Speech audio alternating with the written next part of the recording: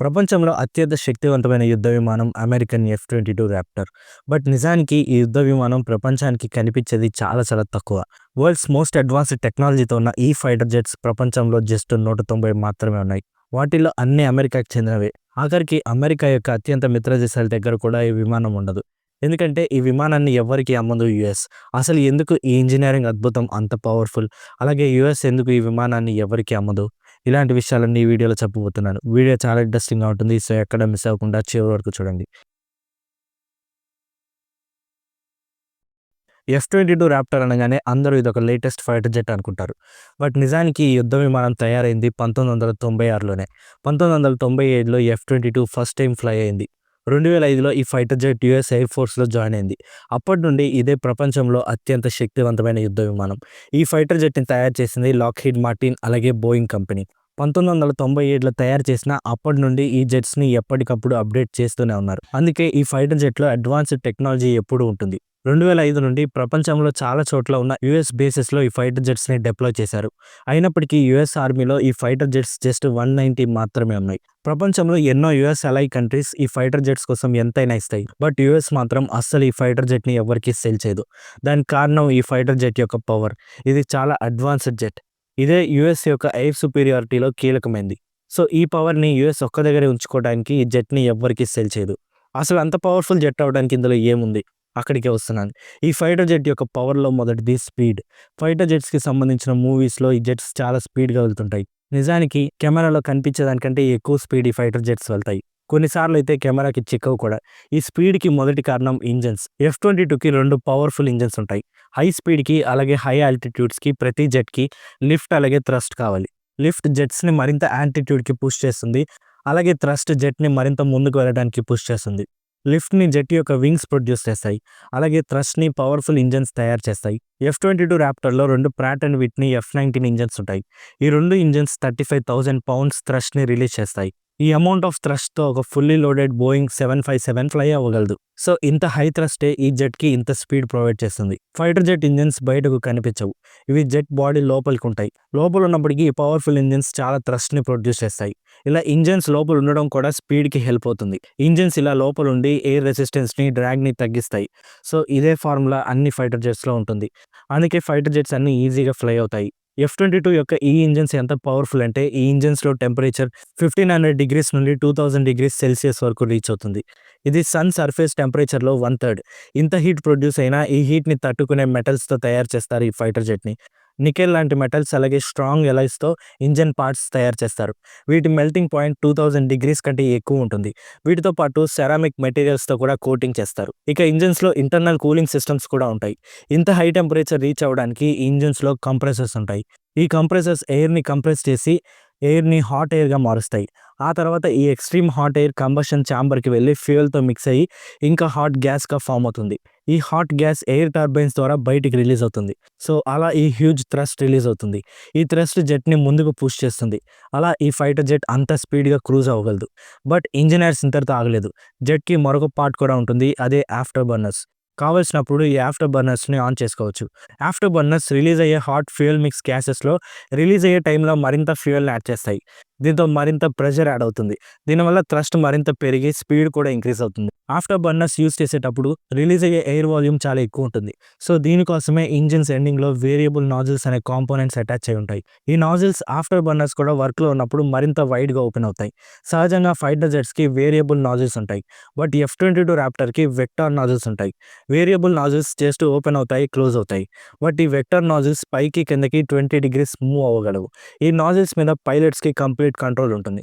Pilots ఎలా కావాలంటే అలా కంట్రోల్ చేయొచ్చు. అంటే రిలీజ్ అయ్యే హాట్ గ్యాసెస్ ఎలా వెళ్ళాలి అనేది పైలటే కంట్రోల్ చేస్తాడు. ఒకవేళ ఈ నాజిల్స్‌ని 20 డిగ్రీస్ కిందకి పుష్ చేస్తే గ్యాసెస్ జెట్‌ని పైకి పుష్ చేస్తాయి. దీన్నే థ్రస్ట్ వెక్టారింగ్ అంటారు.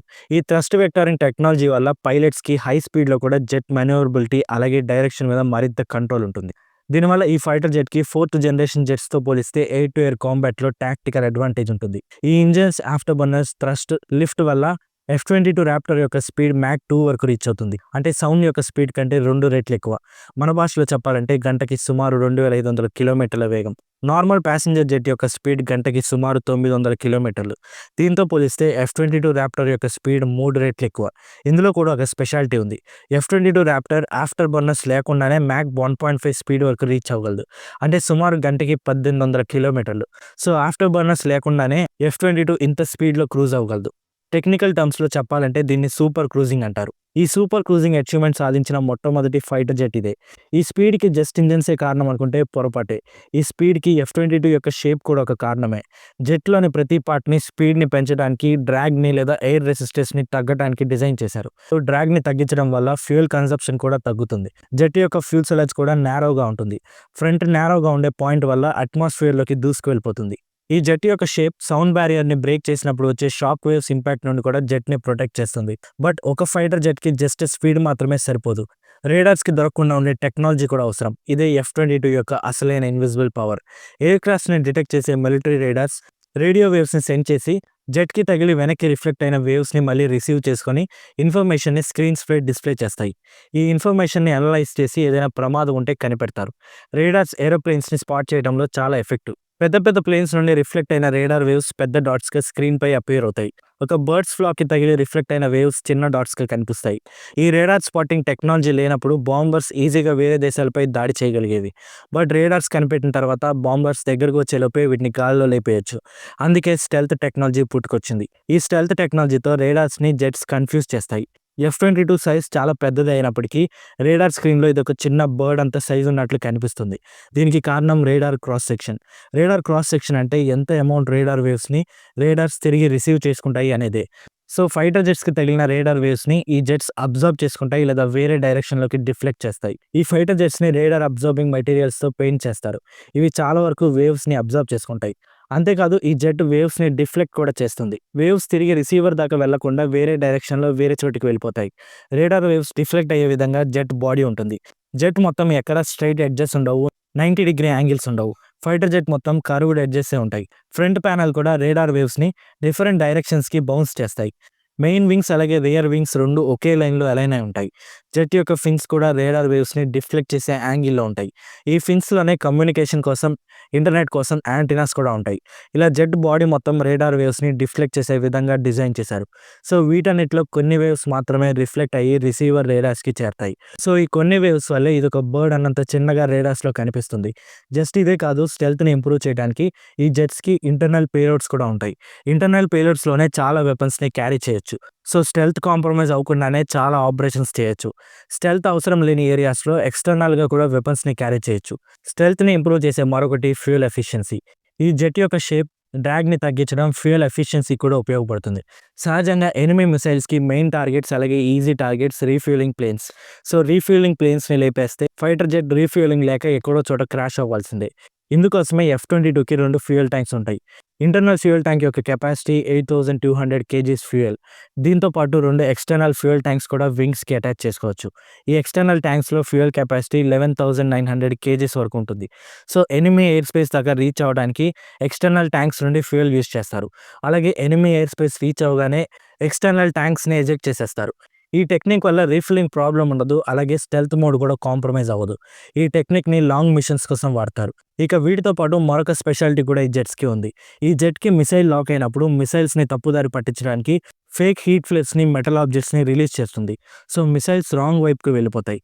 రేడార్స్ హీట్‌ని బట్టి కూడా జెట్స్‌ని డిటెక్ట్ చేస్తాయి. ఈ జెట్ ఇంజిన్స్ నుండి రిలీజ్ అయ్యే ఎక్స్‌ట్రీమ్ హీట్ ఈజీగా డిటెక్ట్ అవుతుంది.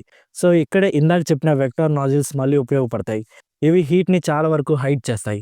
సో ఈ హీట్‌లో కొంత భాగం మాత్రమే రేడార్‌లో కనిపిస్తుంది. సో ఇలా ఈ F-22 ర్యాప్టర్ రేడార్స్ నుండి తప్పించుకొని పని పూర్తి చేస్తుంది. ఇందులో ఉండే అడ్వాన్స్డ్ రేడార్స్‌తో ఎనిమీ రేడార్స్‌ని జామ్ కూడా చేస్తాయి. ఉన్న అడ్వాన్స్డ్ టెక్నాలజీ వల్ల దీని దగ్గరలో కూడా 4th జనరేషన్ జెట్స్ నిలబడలేవు. సో ప్రస్తుతం ఉన్న వాటిలో F-22 ర్యాప్టర్‌కి ఉన్న కాంపిటీటర్ సుఖోయ్ 57 మాత్రమే. సో ఇలా ఈ F-22 ర్యాప్టర్ ప్రపంచంలోని అత్యంత శక్తివంతమైన యుద్ధ విమానం అయింది.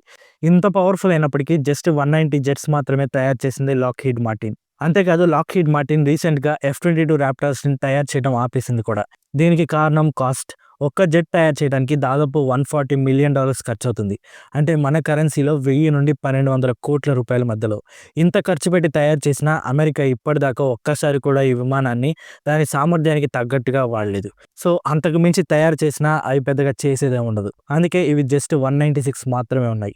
దీని గురించి మీరేమనుకుంటున్నారో ఖచ్చితంగా కామెంట్ చేయండి. So that's the story. మళ్ళీ కలుద్దాం మరొక ఇంట్రెస్టింగ్ వీడియోతో. వీడియో నచ్చితే ఖచ్చితంగా లైక్ చేసి మా ఛానల్ని సబ్స్క్రైబ్ చేసుకోండి. Thanks for watching.